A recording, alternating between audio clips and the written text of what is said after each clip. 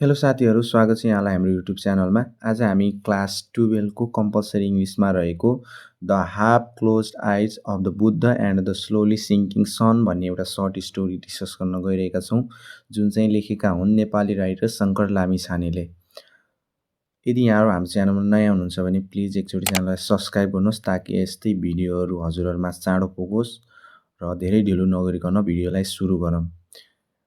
यस स्टोरीमा क्यारेक्टरको कुरा गर्नुपर्दा मेनली दुईवटा क्यारेक्टरहरू रहेका छन्, जुन चाहिँ एउटा टुरिस्ट गाइड र अर्को चाहिँ फरेन टुरिस्ट रहेका छन् र अरू पनि माइनर क्यारेक्टरहरू रहेका छन् जसको बारेमा हामी समरीमा डिस्कस गर्ने नै छौँ।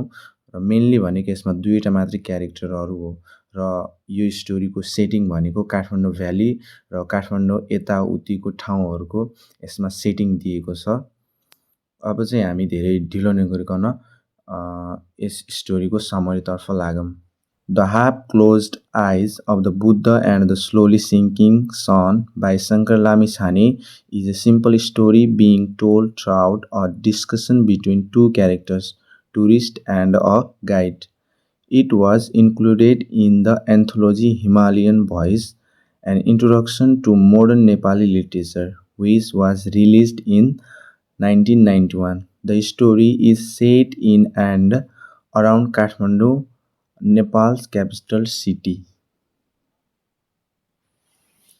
बुद्धका अधखुला आँखाहरू र बिस्तारै अस्ताउँदै गरेको घाम शङ्कर लामिछानेद्वारा लिखित एक कथा हो, जसलाई दुई पात्र, एउटा पर्यटक र टुरिस्ट गाइड, अर्को त्यो पर्यटकको गाइड बीचको कुराकानी मार्फत प्रस्तुत गरिएको छ। यो कथा Himalayan voice and introduction to modern Nepali literature नामक सङ्ग्रहमा समावेश गरिएको थियो, जुन चाहिँ 1991मा प्रकाशित भएको हो। यो कथाको सेटिङ काठमाडौँ र वरिपरिका स्थानहरूमा आधारित छ। In the story, both of the characters act as narrator. The first is a Nepali guide and the second is a foreign tourist, pretends and expects saying, I could take you along your ancient ways. You are my tour guide for today, but I feel I can help guide you as well. The Nepali guide replies, indicating that he understands more about the subject at hand. कथामा दुवै पात्रहरू कथावाचकको भूमिकामा छन्। पहिलो पात्र भनेको Nepali guide हो र दोस्रो पात्र भनेको एउटा विदेशी पर्यटक हो जुन आफूलाई विज्ञ जस्तो देखाउँछ। उसले भन्छ, म तिमीलाई तिम्रै पुराना बाटाहरूमा लैजान सक्छु। तिमी आजका लागि मेरो पर्यटक हौ, तर मलाई पनि लाग्छ कि म तिमीलाई केही कुरा बुझाउन सक्छु। गाइडले उत्तर दिन्छ, जसले उसलाई विषयबारे अझै धेरै थाहा छ भन्ने कुरा सङ्केत दिन्छ। The story begins with a pleasant atmospheric description of Kathmandu Valley, complete with a visual beauty and various color of homes, blue hills and so on. The guest then remarks that the East has contributed so many things, such as Puran, ivory, ornaments, palm leaf and copper plate inscriptions. The guide then tells the stories of Manjushri and how he stopped with his sword at Sobar, allowing people to settle in Kashmir Valley. Later on, as the Shamanic gaze of the seven-headed monks and nuns who were receiving alms and spreading Buddhist preaching near the Kathmandu, which represented purity. यो कथा काठमाडौँ उपत्यकाको रमणीय वातावरणको वर्णनबाट सुरु हुन्छ। विविध रङका घरहरू, पहाडहरू र उपत्यकाको सौन्दर्य यसमा देखाइन्छ। अतिथिले पूर्वको पुराण, हात्तीका दाँतका कलाहरू अनि गरगहनाहरू,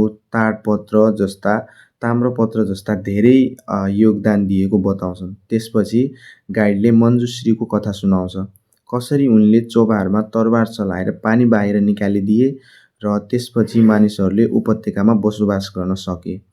त्यसैगरी काठमाडौँमा 7 मुखे बिच्चु, एउटा राक्षस अनि राक्षसले दान प्रदान गर्दै बौद्ध धर्मको उपदेश फैलाएको प्रसङ्ग उल्लेख गर्छ, जसले पवित्रताको प्रतिनिधित्व गर्दछ। र अब यसमा सबै कुराहरू भन्छ त्यो टुरिस्टको गाइडले, यो के भएको, कस्तो भएको, के भएको, सबै कुराहरू भन्छ। They then discusses their passion for wooden figure, Nepalese folk music, various cultures such as Aryans, no-Aryans, Hindus and Buddhists, and drinking wine. The tourist expresses gratitude to the guide for supplying him with Nepali and Newari cuisine. Following that, they examine the lives and histories of Princess Burkuti and King Ansburma, as well as how the king cultivated his relates with his neighboring countries, a story projected in the picture and related by an elderly man to his grandson. The tourist is overjoyed by the welcoming smile he receives wherever he goes, comparing it to do the farmer's son, returning home from hard work and assuming himself and the people's hospitable behavior. They have one more drink for the Nepalese people's beautiful smile. Then they explore other type of the eyes such as the eyes in the windows, the eyes on the poor panelly, the eyes on the stupas, the eyes of the people, the eyes of the Himalaya, and the half-closed eyes of the Lord Buddha, referring to the country as a land of eyes. These eyes reveal a new culture, a diversity of religious civilization, vivid memories, and long trip. उनीहरूले काठका मूर्तिहरूप्रति आफ्नो रुचि नेपाली लोक सङ्गीत, आर्यन, अनार्यन, हिन्दू, बौद्ध संस्कृति र मदिरा सेवन सम्बन्धी कुरा गर्छन्। पर्यटकले गाइडले उपलब्ध गराएको नेवारी तथा नेपाली भोजनप्रति आभार व्यक्त गर्छन्।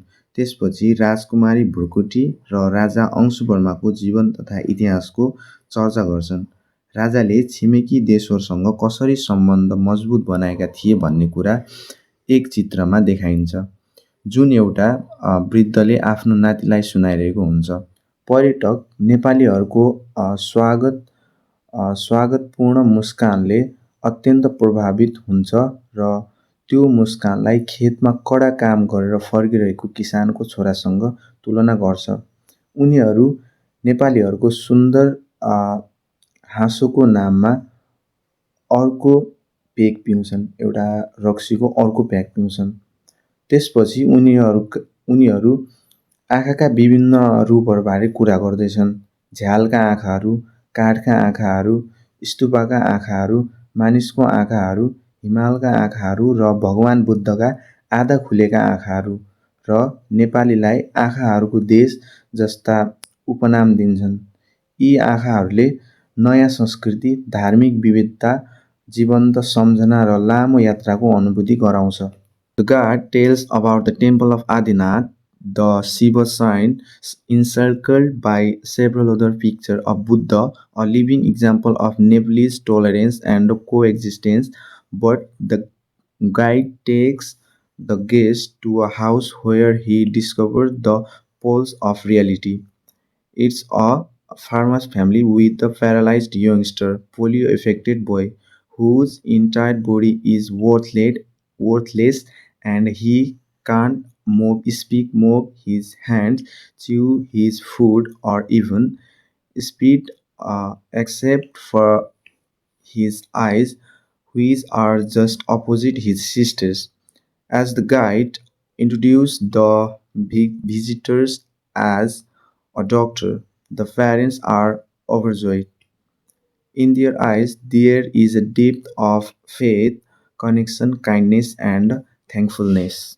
गाइडले आदिनाथ मन्दिर, शिवको मन्दिर अनि वरिपरि रहेका बुद्धका चित्रहरू मार्फत नेपालमा रहेको सहिष्णुता र सहअस्तित्वबारे बताउँछ। तर त्यसपछि गाइडले पर्यटकलाई एउटा घरमा पुर्याउँछ जहाँ चाहिँ उसले वास्तविकता देख्छ। एक किसान परिवार जसको छोरा पोलियोले ग्रस्त भएर पूर्ण रूपमा अशक्त छ।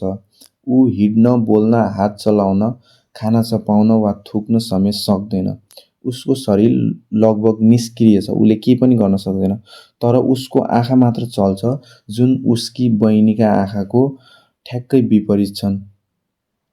गाइडले पर्यटकलाई डाक्टर भनेर परिचय गराउँछ। त्यहाँ गइसकेपछि गाइडले यो चाहिँ डक्टर हो भनेर भन्छ त्यो पर्यटकलाई, र आमाबुबाहरूले ठुलो आशा राख्छन्। उनका आँखामा विश्वास, माया, सम्बन्ध र कृतज्ञता गहिरा सङ्केतहरू देखिन्छन्। यो भनेको कस्तो भनेपछि गाइडले त्यो जुन चाहिँ भिजिटर थियो, त्यहाँ आएको मान्छे टुरिस्ट थियो, यो चाहिँ डक्टर हो भनिसकेपछि अब हाम्रो छोरालाई सन्चो बनाउँछ भनेर उसको आमाबुबाहरू चाहिँ एकदमै खुसी भए। At last, the guide adds that these are mountainous eyes and their lashes are rough of fields where rice ripens in the rain and wheat ripens in the winter. They are as slowly as the setting sun's reflection in the Buddha's eyes. अन्त्यमा गाइडले के भन्छ भने यिनै पहाडका आँखाहरू हुन् जसका बराबर धान र गहुँ पाक्ने खेतमा किताबी जस्ता देखिन्छन्। यी आँखाहरू उत्तिकै सुन्दर छन् जति अस्ताउँदै गरेको सूर्यको प्रतिबिम्ब युद्धका आँखामा देखिन्छ। र लास्टमा चाहिँ गाइडले त्यो टुरिस्टलाई चाहिँ देखाउन खोजेको छ कि वास्तवमा आँखाहरू भनेको, बुद्धका आँखाहरू भनेको यता छन्, जसले चाहिँ आँखा भन्ने के हो, वास्तविकता चाहिँ यता झल्काउँछ भन्ने कुरा चाहिँ यो गाइडले त्यो टुरिस्टलाई छर्लङ्गी देखाउन खोजेको छ।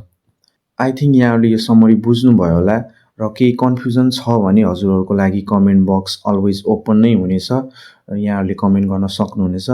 र अझै पनि हाम्रो च्यानललाई सब्सक्राइब गर्नुभएको छैन भने एकचोटि च्यानललाई सब्सक्राइब गर्नुहोस् र बेल आइकनलाई पनि प्रेस गर्नुहोस्, ताकि यस्तै भिडियोहरू हजुरहरूमा चाँडो चाँडो पुगोस् र हामीलाई पनि यस्तै भिडियो ल्याउन मोटिभेसन मिलोस् यहाँहरूबाट। र अब चाहिँ नेक्स्ट भिडियोमा भेट्ने बाचा गर्दै अहिलेको लागि चाहिँ यति नै। Okay, bye bye.